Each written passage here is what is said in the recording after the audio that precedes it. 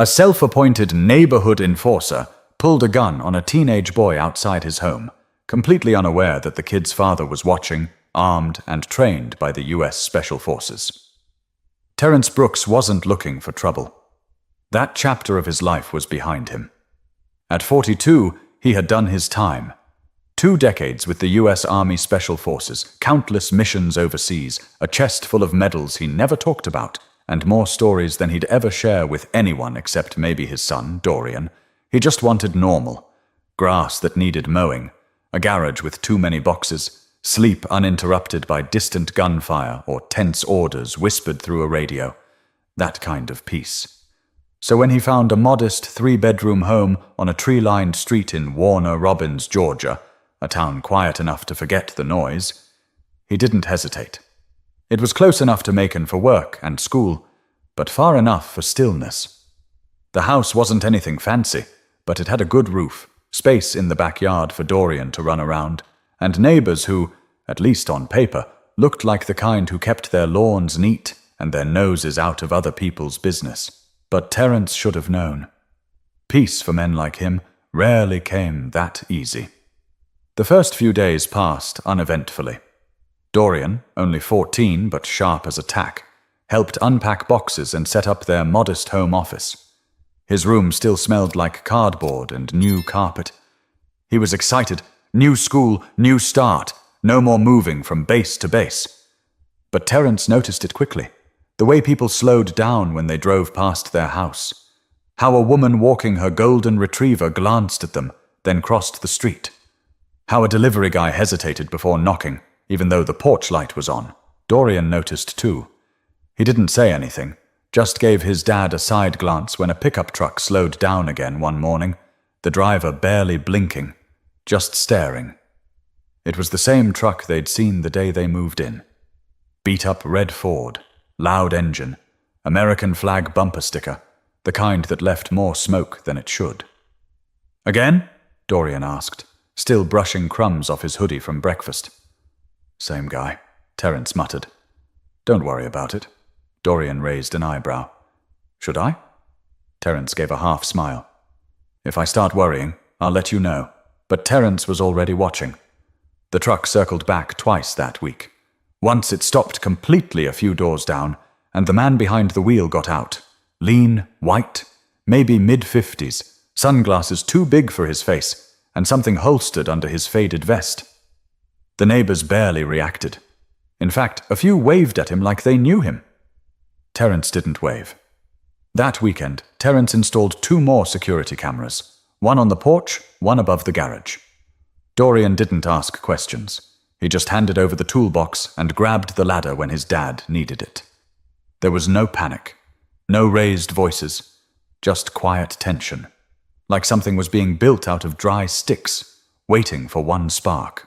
Later that night, Dorian was brushing his teeth when he asked, "You think they'll ever stop looking at us like that?" Terrence paused before answering. "I think some people need longer to adjust to difference than others. Doesn't mean we stop living. You miss the base. I miss knowing who was watching my back." They didn't say much more. Dorian went to bed. Terrence sat on the edge of his own bed, scrolling through the camera feeds on his phone, watching the street, memorizing the patterns. Nothing obvious, but something was off. The red truck had parked a little too long. The same man walking the same dog at 9:04 every night. No kids playing outside, nobody knocking to say hello. Peace didn't feel like this. Not yet.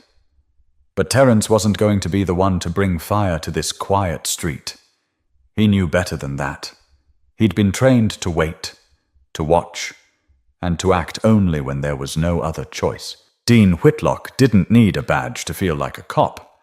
He wore one anyway, a shiny, fake HOA security badge clipped to his belt, next to the pistol he carried with 0 training and way too much pride. His job? Nothing. His authority? Non-existent. But ask Dean, and he'd tell you he was the last line of defense in a world falling apart. Dean wasn't appointed by anyone. He appointed himself. Said he was protecting community standards, said he was tired of seeing the neighborhood change, said it with a smile that didn't reach his eyes. People like Dean always started small, calling in suspicious activity, leaving passive-aggressive notes about trash cans or paint colors. But he escalated. Always did. He'd lived on Carver Way for 19 years, knew everybody's dog, license plate, and how long your guests could stay before he left a warning on your windshield. Most neighbors found him annoying. Some ignored him. But a few? They liked having him around. He said what they wouldn't. So when Dean saw Terrence and Dorian move in, something in him tightened. He didn't care about military service, didn't care that Terrence kept his lawn trimmed or waved when people walked by. He just saw what he wanted to see. 2 black faces on his street. And he wasn't subtle. Terrence had noticed him early. That red truck creeping past wasn't random. Dean always slowed down when Dorian was outside, and when Dorian wasn't, Dean still came by, watching the mailbox, watching the windows. One afternoon, Terrence caught him on camera walking up the driveway and pretending to inspect the sidewalk. Dorian had watched it from the living room. What is he even doing? Trying to pretend he owns something. Terrence filed a quiet report with the local HOA. They responded a week later with a form letter. Thank you for your feedback. Please note, HOA security is not an active division of our association. In other words, Dean wasn't theirs, but no one was going to stop him either. Terrence knew the type. Dean walked like he owned everything he saw, like his opinion carried more weight because it was loud and confident.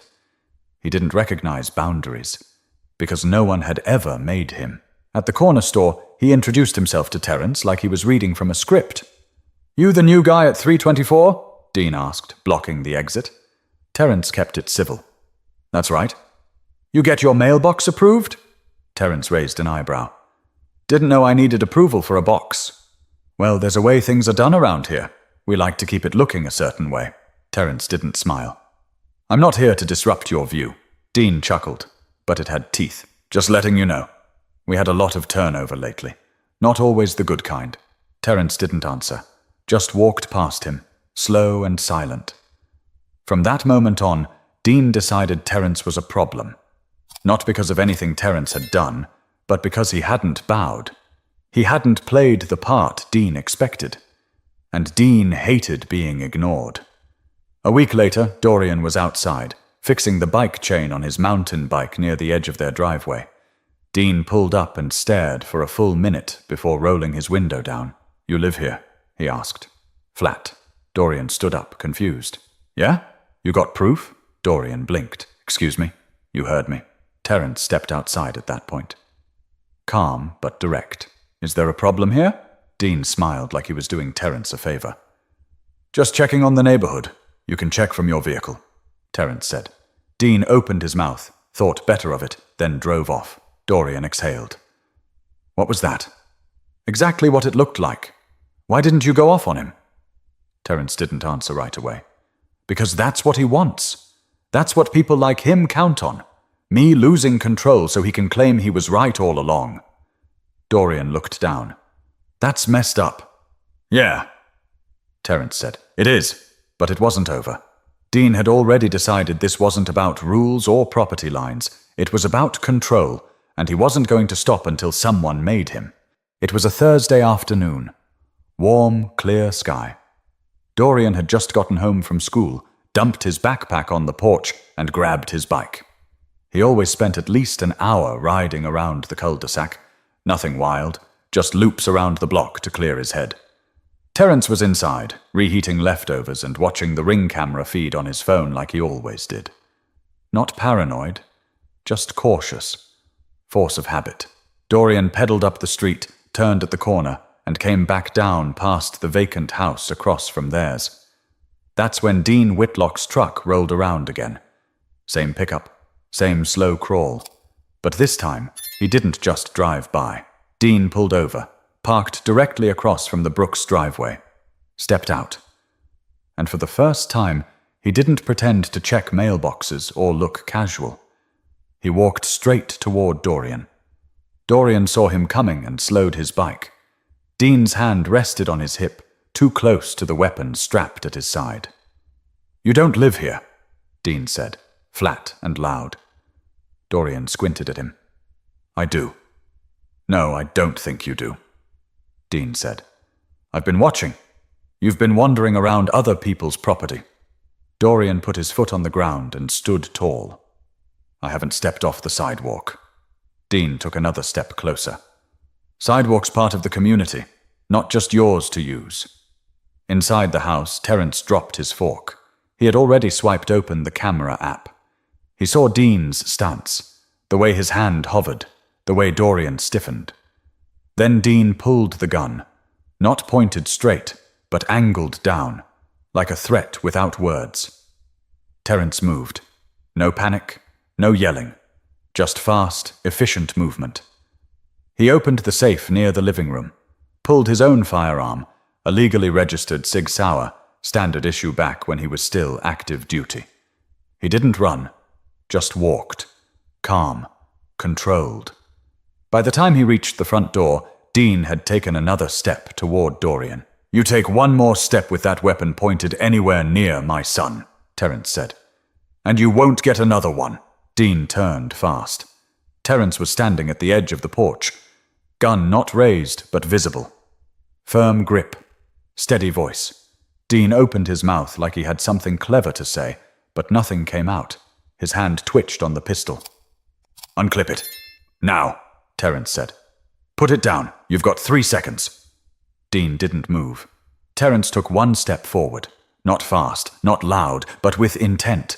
Dean suddenly became very aware of the ring camera mounted above the door, of the neighbors peeking through their blinds, of the silence that had settled over the entire street. He unclipped the gun, placed it on the sidewalk, then raised both hands slowly, like he'd just remembered he wasn't invincible. Terrence kept his voice even. Back up! 5 steps! Dean obeyed. 5 clumsy steps back. Sit! Terrence said. Dean lowered himself onto the curb, trying to look defiant but failing. His face was red, his shirt stuck to his back. He looked small, outmatched. Terrence turned to his son. You good? Dorian nodded, eyes wide but steady. I'm okay. Go inside. But... Go. Dorian walked toward the porch, glancing back twice before disappearing inside. He watched from behind the curtain, fists balled at his sides. Terrence stood over Dean and called 911, calmly reported a man pulling a weapon on a minor, gave his name, address, and made it clear everything was being recorded. Dean didn't speak until the police cruiser pulled up 10 minutes later. Even then, he tried to flip the script. He was threatening me, Dean told the responding officers. I was defending myself, the officer looked at Terrence. You have camera footage? Front angle, clear audio, Terrence replied. Want me to airdrop it to you? They took Dean's weapon. Checked his ID.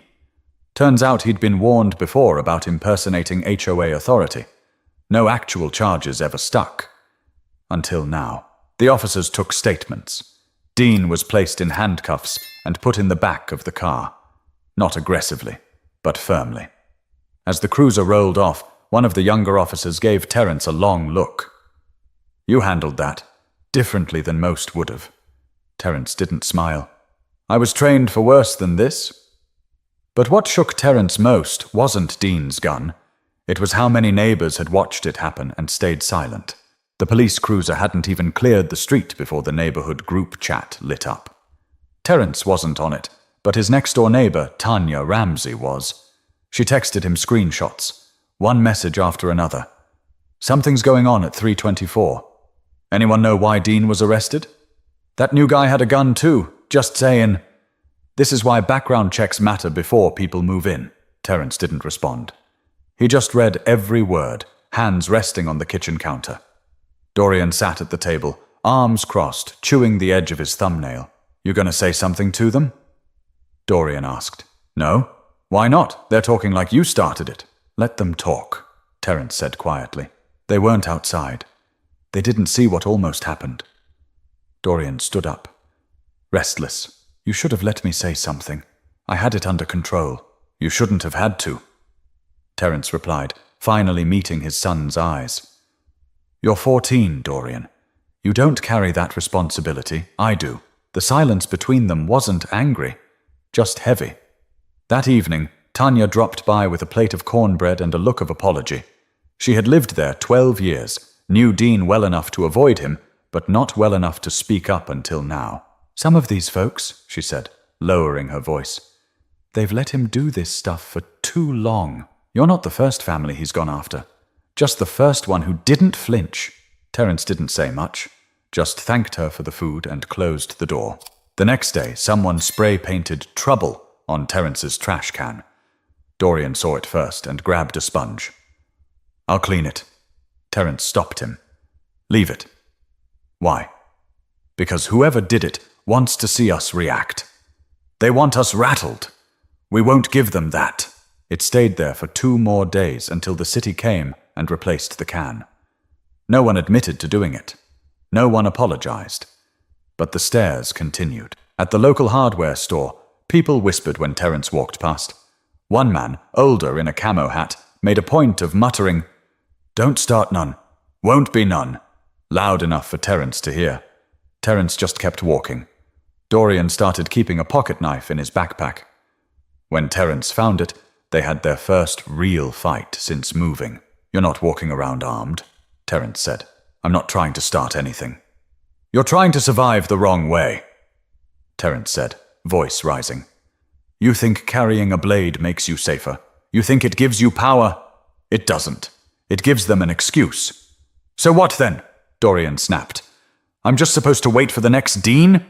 "You wait with your head up. You wait with your mind sharp. You move with discipline, not fear, not impulse.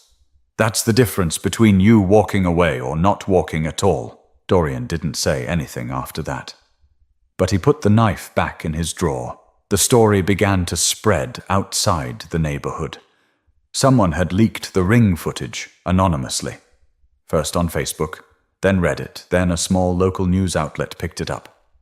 The clip was short, just under a minute. Dean's voice was clear, the gun visible. Terrence's calm response. Dorian's stillness. It didn't need commentary. The images said enough. Public reaction split like dry wood. Some comments praised Terrence for his restraint. Others asked why he had a gun at all. Some blamed Dean. Others said he was just protecting the community.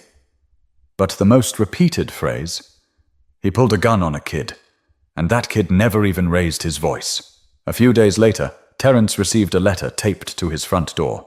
It wasn't signed, but it read, "You're not welcome here. Leave before something happens you can't fix." He didn't report it. He didn't pack. He stayed. That Sunday, he and Dorian walked together to the small park at the end of the block. Eyes followed them the whole way. No one spoke. Terrence nodded at every person he passed. Not forced, just calm, firm. Dorian leaned over and whispered, "You're not scared?" Terrence said, "Son, when people look at you with fear in their hearts, they'll do one of 2 things, attack you, or wait for you to mess up. I'm not giving them either." But the message was clear. This wasn't just about one man anymore. It was about how an entire neighborhood decided who belonged and who didn't. By Monday morning, Dean Whitlock had become a name people whispered, some out of shame, others in quiet support. The local paper finally covered the incident with a dry headline. "Man detained after dispute with teen in Warner Robins neighborhood." It downplayed the weapon. It left out the badge. It failed to mention that the teen had a pistol inches from his chest. Terrence wasn't surprised, but someone in the city police department had decided to take it seriously. A detective named Carla Benavides called Terrence directly. "Mr. Brooks, I saw the footage. I want to meet." They met the next day at a neutral spot, the public library near Watson Boulevard. Dorian stayed home. Terrence came alone. Detective Benavides had tired eyes and a no-nonsense tone. She didn't ask about his military record. She didn't try to impress him. She just sat across the table with a tablet and said, "You showed remarkable restraint. That man had his finger on the trigger. You didn't flinch." "I've seen worse," Terrence said. She nodded. "Doesn't make it right." They talked for nearly an hour. about the pattern of complaints against Dean that were never followed through, about the vague connection between Dean and the former HOA president, an old hunting buddy who quietly stepped down last year, about how Dean had somehow convinced some people he was part of the security committee, even though no such thing ever existed. People tolerated him, Benavides said, because it was easier than confronting the discomfort. Terrence tilted his head. That's how men like him grow roots, she nodded. Not anymore. Within 2 weeks, Dean was formally charged with brandishing a weapon at a minor, impersonating a public officer, and making terroristic threats. None of the charges were felonies, but they were enough to land him with court dates, legal bills, and a record. The part that really hit him? He was banned from returning to the neighborhood. The same neighborhood he'd policed with swagger now had a trespass notice with his name on it, signed by the city. That shift didn't come easy. The HOA board held an emergency meeting. Terrence didn't go, but Tanya Ramsey did, and she called him afterward. They tried to smooth it over, she said. Talked about misunderstandings and community values. I told them if a kid had died, they'd be standing in front of cameras apologizing to a grieving father. A few neighbors stopped by in the days that followed. Quiet apologies. Baked goods. One man, a schoolteacher named Leonard Price, shook Terrence's hand and said, "You taught this whole block a lesson without saying a damn word." Dorian started walking taller after that. Not proud, just less burdened. He joined a local basketball team, spent afternoons shooting hoops at the park instead of circling the driveway like he was trying not to be seen, and word kept spreading. A local pastor invited Terrence to speak at a Sunday service. Not to preach, just to talk. He didn't want to at first, but Dorian said, "Maybe someone else needs to hear it." So he went, stood in front of a packed room at Macedonia Baptist Church and told the story. Not with anger, just facts. Then he said something that stayed with everyone in the room. Control isn't power. Restraint is. A man with a gun can take a life, but a man who holds back when he has every right to act? That's the man who shapes the future. There were no fireworks, no parade, just a slow thaw. A few weeks later, a new rule passed through the HOA board. Anyone seen impersonating security or harassing residents without just cause would be reported directly to law enforcement. No HOA approval needed. It wasn't a revolution, but it was a start. Terrence stood on his porch one evening, arms crossed, watching Dorian walk back from practice. Hoodie up, earbuds in, unbothered. Tanya called out from her yard, "Your boy's got some speed." Terrence smirked. "He gets it from his mom." Dorian laughed when he heard that. But even with Dean gone and policies changed, Terrence knew this wasn't the end. It was just the first time someone made the neighborhood look at itself. The calls slowed down. The stares faded. The garbage can was no longer defaced, and the neighborhood group chat, so lively during the chaos, quieted into birthday announcements and dog-sitting requests. Life, it seemed, had moved on. But Terrence Brooks hadn't. Not completely. You don't forget the image of your son standing still while a stranger decides whether or not to squeeze a trigger. He'd seen a lot in his time overseas. Bombs buried in sand, doors kicked open in silence, decisions made in fractions of a second. But nothing hit like that afternoon on his own street. One evening, Dorian came into the living room holding a permission slip. "They want me to give a talk," he said. "At school. About the incident." Terrence looked up from the newspaper. "What for?" "They're doing some anti-bullying, community awareness thing. Mrs. Carver said my story might help." Terrence thought for a moment. "You want to do it?" Dorian shrugged. "I'm not scared of talking. Just don't know what to say." "Say what you know," Terrence said. "Not what they expect to hear." Dorian stared at the paper a bit longer, then nodded. 2 weeks later, Terrence sat in the back of the school gym while Dorian stood under fluorescent lights in front of 200 students. No microphone, just his voice. "He pulled a gun on me," Dorian said plainly. "He said I didn't belong, but I was on my own street. I didn't yell. I didn't cry. I just stood there. My dad stepped in before it got worse." He paused, scanning the crowd. Some kids leaned forward. A few teachers wiped their eyes. I think a lot of us get looked at like we don't belong. Not just me. Maybe because of how we dress, where we come from, how we speak. But we do. We belong in our homes, in our schools, on our sidewalks. That sentence hung in the air. Afterward, kids came up to shake his hand. Some asked him questions. A few just stood quietly, unsure of what to say, but they felt it. Terrence waited until they got in the car to speak. You handled yourself like a man today. Dorian smiled faintly. Didn't feel like one that day. Real strength isn't about how you feel in the moment. It's about what you choose not to do, even when everything inside you says, swing. That night, Terrence sat at his desk with a legal pad. He wrote out a list of principles he used to teach new recruits. Calm under fire, eyes on the exit, never assume the room is safe. He crossed out the jargon, rewrote them for Dorian. Then he stuck the list to the fridge. It wasn't long after that. The city council invited him to speak. They were updating community engagement policies and wanted input. Terrence didn't dress in anything fancy, just a button-down and jeans. He didn't bring statistics or slides, just his presence. When it was his turn to speak, he stepped up to the mic and said, "I don't need to be protected from my own son. I need to know he won't be treated like a threat before he even speaks." A few heads nodded.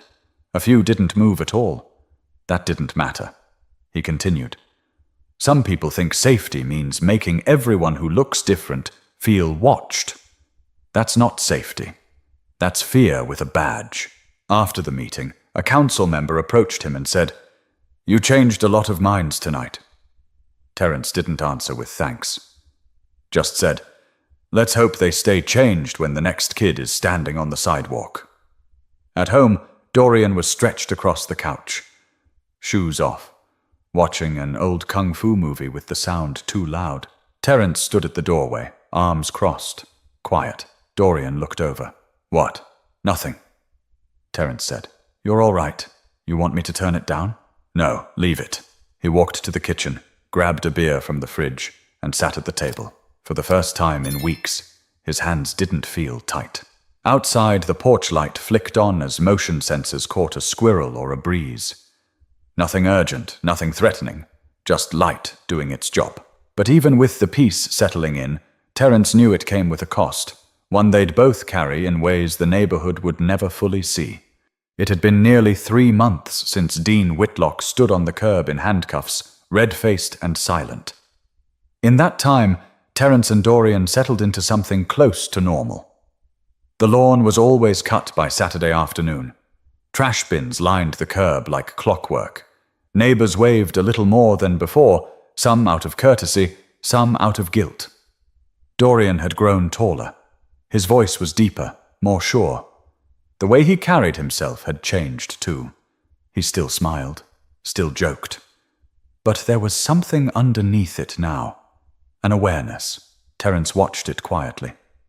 There were moments, brief, quiet ones, when he'd catch Dorian staring too long out the front window, or pausing just a beat before stepping off the porch. It passed quickly, but Terrence saw it. That imprint, the kind people carry even when the wound isn't bleeding anymore. One Saturday morning, they were in the garage organizing old gear. Dorian held up one of Terrence's field packs. "You used to carry this every day?" Terrence nodded. "Back when I had to. It's heavy." "It was supposed to be." Dorian slung it over his shoulders, wobbling a bit. "I couldn't run a mile in this."